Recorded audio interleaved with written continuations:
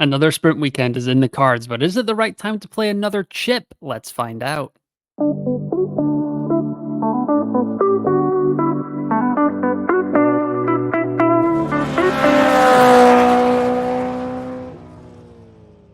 What is up, everyone? Welcome back to another episode of F1 Fantasy Pole Position. It is Monday, April 29th. My name is Ewan, and on today's episode, we're going to get into a Miami Grand Prix preview as we return to the Sunshine State for F1 racing for the third year in a row with another sprint weekend.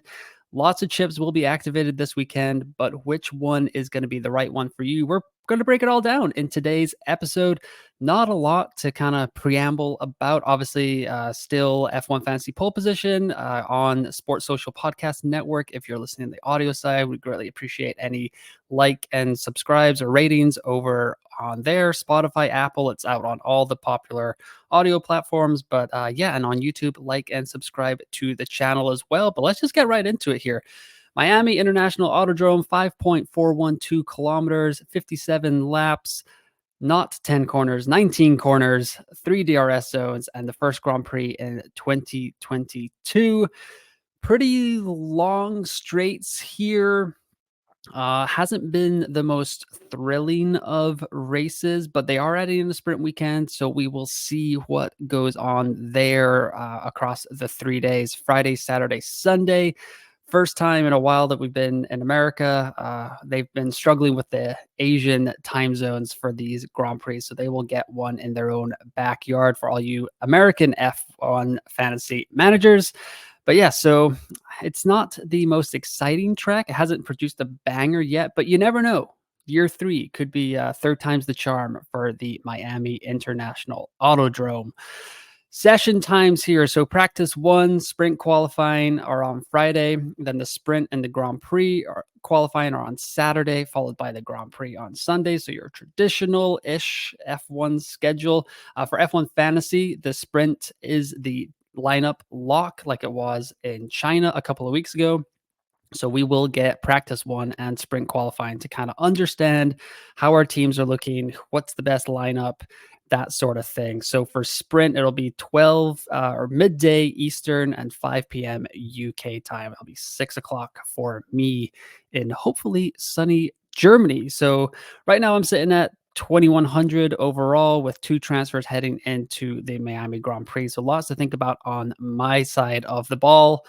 And also, if you want to join the league, the code is right here in the description, P3DA4NLOX08. Always welcome to more people coming along to the league here. The tires for the Miami Grand Prix are going to be the C2, the C3, and the C4. We've had those in Saudi Arabia and China now. So Red Bull have been quite dominant on these compounds. Ferrari's done quite well. And even last week in our last race in China, Lando did surprisingly well for McLaren. And they are bringing upgrades to the Miami Grand Prix along with Mercedes. So we will see if that's going to kind of shake up the grid at all. As for weather, going to be a pretty good racing weekend. There is chances of rain throughout the weekend, but I don't think it's going to affect the racing too much. I think Saturday morning is the most likely time for any rain to happen. So possibly during the sprint race, if that gets kind of pushed back a little bit, or if the rain moves forward a little bit.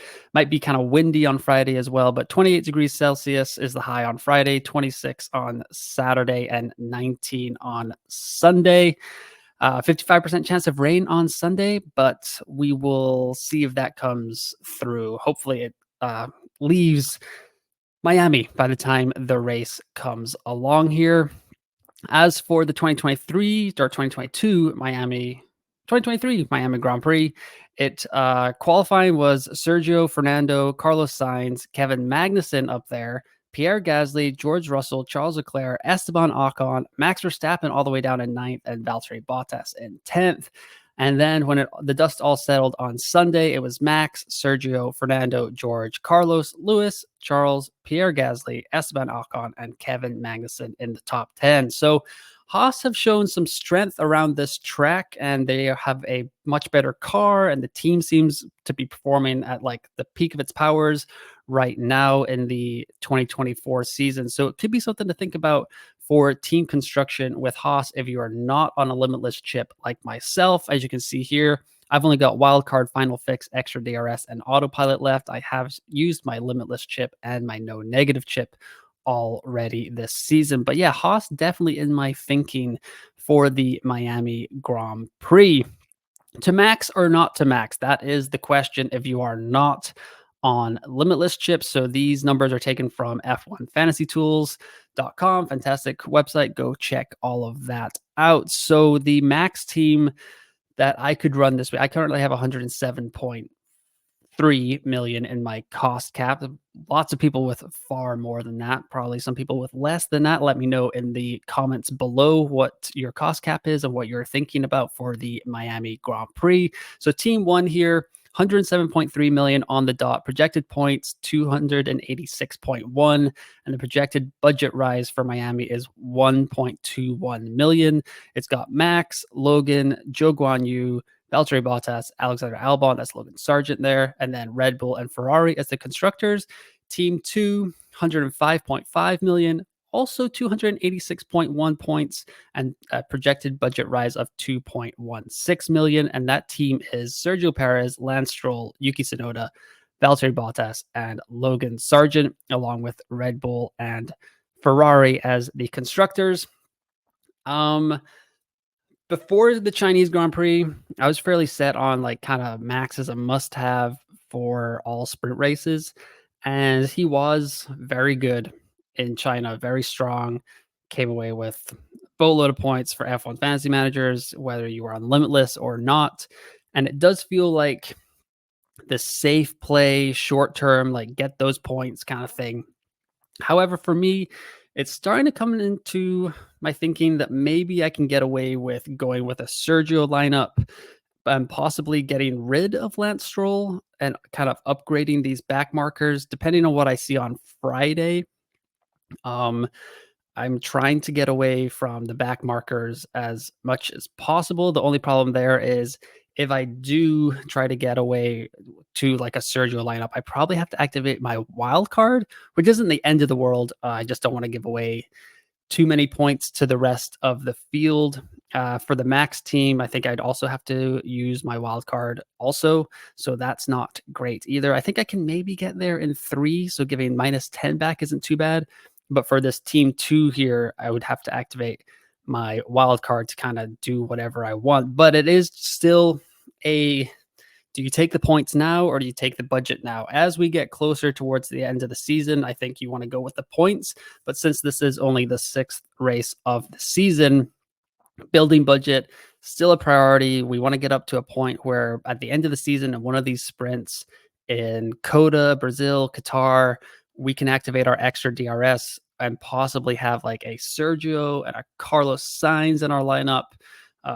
Maybe a Fernando Alonso if we're never going to get that close to it. But Lance Stroll is going to keep going up 0.5 in price just with he's in the bottom tier of assets. So it's really easy for him to kind of get up to that 0.5. So you might want to stay on him for as long as possible before he goes up to 15 million and becomes a pretty useless F1 fantasy asset, as he doesn't really score that many points, but he is a great budget building resource for right now. Let me know what you think in the comments below or hit me up on X at UNFPL if you want to go with a max lineup or if you're thinking about maybe budget building in Miami or if you are on limitless. So speaking of limitless here, I just want to take a look at some of the overtake points. Very basic breakdown, but over the last 2 seasons, 2022 and 2023, these are the 5 remaining sprints we have for the 2024 F1 fantasy season. So we've got Miami, Austria, Kota, Brazil, and Qatar. And as you can see here on the graphic, Miami is last in average overtake points for the 2022-2023 season with 73 overtake points. This is from F1fantasytools.com, the stats here. So yeah, lowest overtake points in Miami. Qatar is a little bit of an outlier, 108 points, but that only had one race in 2023, had some strange tire conditions. So you have to take that into consideration as well. So that's just a one-off race. But even if you just look at Miami, Austria, Coda, and Brazil. So Miami has 73 average overtake points per race. Austria's 87, Coda's 82, and Brazil is 74. And this is for the Grand Prix only. I'm not counting the sprint races that take place at these tracks either, just for the Grand Prix. Just kind of seemed better to kind of normalize it that way. But yeah, so Miami is the lowest in the average overtake points out of the remaining 5 sprints. Not trying to really convince anyone not to use their limitless chip, but it was just a little bit of a data point that want to look up, see if it's potentially a better time to play it at another place.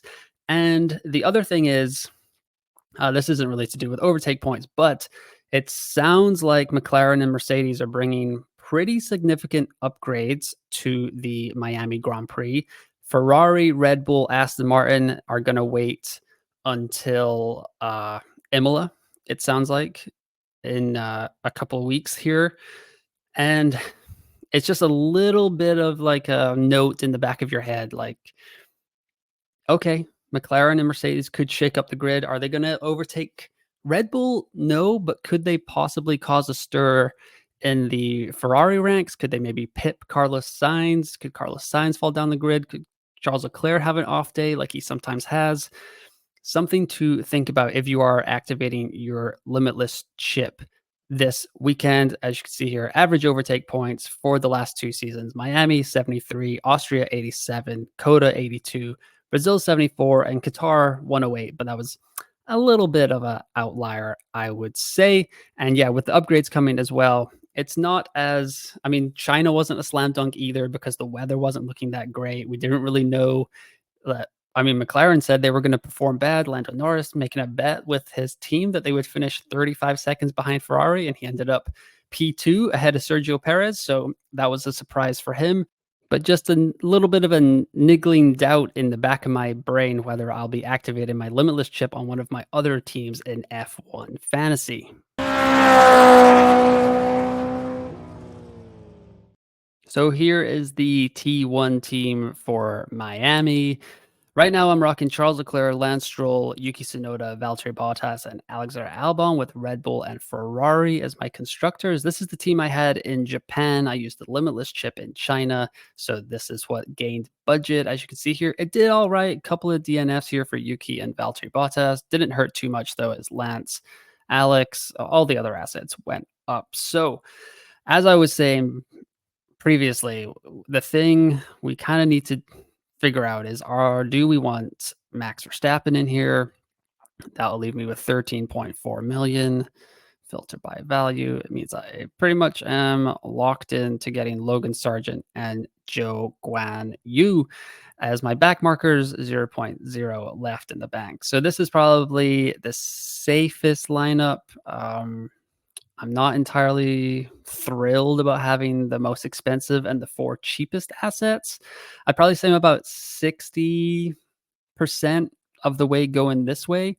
However, that would cause me to give 10 points back to the field as I need 3 transfers to get there. The other option is I kind of activate the wild card and I get Sergio in here.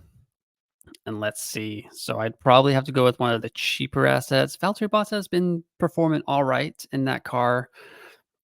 K-Mag could come in. Nico could come in. That would leave me with 11.7. So I wouldn't even need to get Valtteri here. I could even go with like a Yuki and a Pierre or a Daniel Ricciardo or a Esteban Ocon. So I could really shake things up for budget building purposes if I activate the wild card, which is quite okay with me, because this would maybe leave me in a good position for Imola. I think a lot of teams will be transitioning back to the kind of budget building meta after Imola with these 2 sprint weekends coming back to back.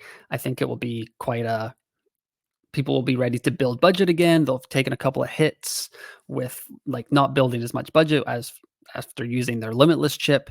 So that's where I would be. So if we go back here, though, kind of trying to forward plan it a tiny bit. So say I go with Max and the 4 back markers for Miami here. How would I get off of this for Imola and start to build budget again? So depending on what happens, I mean, I would definitely be taking Max out and probably bringing Sergio in unless we see some phenomenal gains from Lando Norris, because the thing about Lando is he is currently in that B tier bracket for now. So these next 2 races, if he goes up point 0.5 over the next 2 races in Miami and Imola, he's going to jump up to that top tier bracket and he will no longer be able to gain point 0.5, which is not ideal for budget building. So if McLaren looks phenomenal, then they could easily come in for Imola. So that would be one transfer right there. That would leave me 6 million in the bank for Imola. I mean, just kind of guessing about the prices here. And I think I could get all the way from Albon up to a Lance Stroll, kind of get back on the budget building train there. So that would leave me with Joe Guan Yu, Logan Sargent, and Valtteri Bottas. Point 0.5 in the bank, Lando, Lance, potential budget builders, just kind of relying on these guys not DNFing. I guess I'll have to listen to the P1 podcast with Matt and Tommy, see what Matt is going to be as his flop of the week. I think he's currently 5 for 5 in flops of the week. And for the Chinese Grand Prix, he had Yuki Tsunoda as the flop of the week, and it did not. I mean, it came true. So we'll have to check that out. What Matt Gallagher thinks as the flop of the week from the P1 with Matt and Tommy podcast. Yeah. And if McLaren show some signs on Friday, this is possibly a team I could go with just this weekend as well. It would be very scary to go with just one Red Bull asset.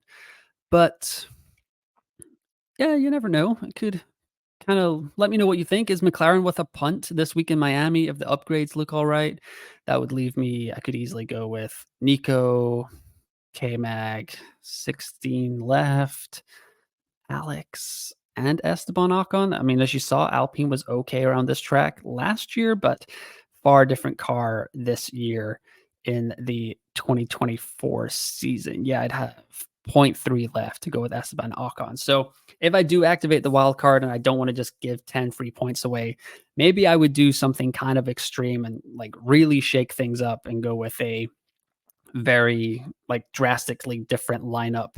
I could easily put Sergio Perez back in there, but I think it would probably work for me to kind of go with Perez or Norris and get both Haas's in as long as they're looking strong on Friday, which they've looked strong almost the entire season. So why would they not continue to be for the Miami Grand Prix? But yeah, like I said, let me know in the comments below what your team selection thoughts are for the Miami Grand Prix.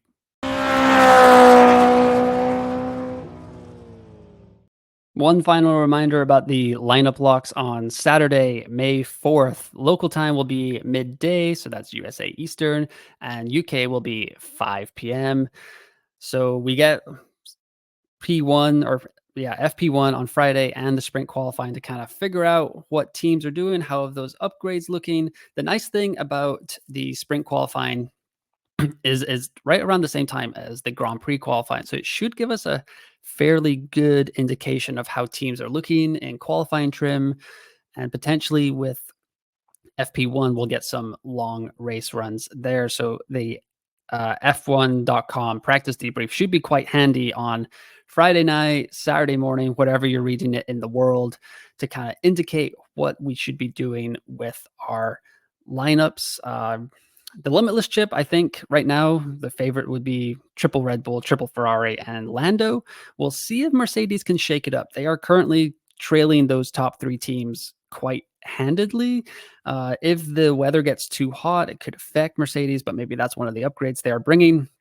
We should find out more on Thursday or Friday about those upgrades, what they've officially brought, what they decided not to bring for this race. So stick around, check out my Twitter at UNFPL. I'll be tweeting out all the details there whenever we kind of get the official word about those McLaren and the Mercedes upgrades. But yeah, it sounds like Red Bull, Ferrari, and Aston Martin are going to wait until Imola to kind of bring their first big upgrade for the 2024 season. But that is going to do it for this week's episode of F1 Fantasy Pole Position. Like I said, give it a like, give it a subscribe, rate it 5 stars wherever you're listening or watching. Apple, Spotify, YouTube. Appreciate any support for the channel. Trying to get to 400 subscribers. That is the next goal for the 2024 season. But yeah, once again, leave me some comments. Let me know what your thoughts are heading into the Miami Grand Prix. Are you going to activate the Limitless chip? Are you thinking anything different? Wildcard lineups? Let me know where you are in the world. Lots of people doing very, very well after the Limitless chip. So I'm prepared for a red arrow this week, as a lot of other people will be using their Limitless chip and catching up. So it's going to be interesting to see where we all shake out after the first 2 sprint weekends of the season. But once again, thanks for listening. Thanks for watching, and I will talk to you next time.